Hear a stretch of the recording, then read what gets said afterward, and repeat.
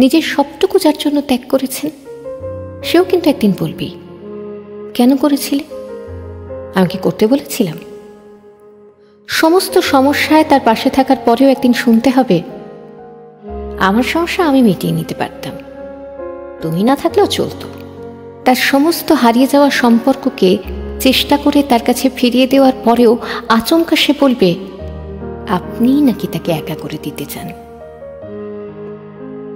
একটা দিন নিজের মতো চাইলেও ব্যস্ততার অজুহাত এসে দাঁড়াবে প্রাচীরের মতো।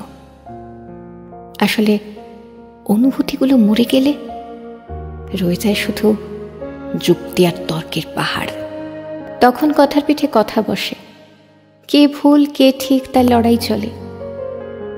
কারণ সেই বিশেষ অনুভূতিগুলো তখন মৃত। তাই যার জন্য সব ছাড়ছেন, সেও একদিন বলবে স্বার্থপর। সেটা বুঝে নিয়েই ত্যাগ করুন, কষ্ট কম পাবেন। কারণ আমরা মুখে যতই বলি এক্সপেকটেশন রাখি না, আসলে ভিতরে ভিতরে কিছু চাওয়া তো রয়ে যায়। একটা একলা সন্ধে, একটা নিশ্চিন্ত বিকেল, হয়তো তখনও চেয়ে যাই মনে মনে। তাই তো আঘাতগুলো আঘাত হয়ে আসে আর আমরা আবার নতুন করে ভেঙে পড়ি। তাই তো মনকে বারংবার বলি চল, জটিল হয়ে যায়। কিন্তু অবাধ্য মন তবু আশা করতে ছাড়ে না।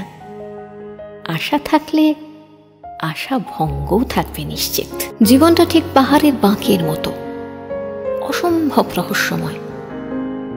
আজ যেটাকে নির্ভেজাল ভালোবাসা বলে মনে হচ্ছে, কাল সেটাকে মনে হয় শুধুই বোঝাপড়া।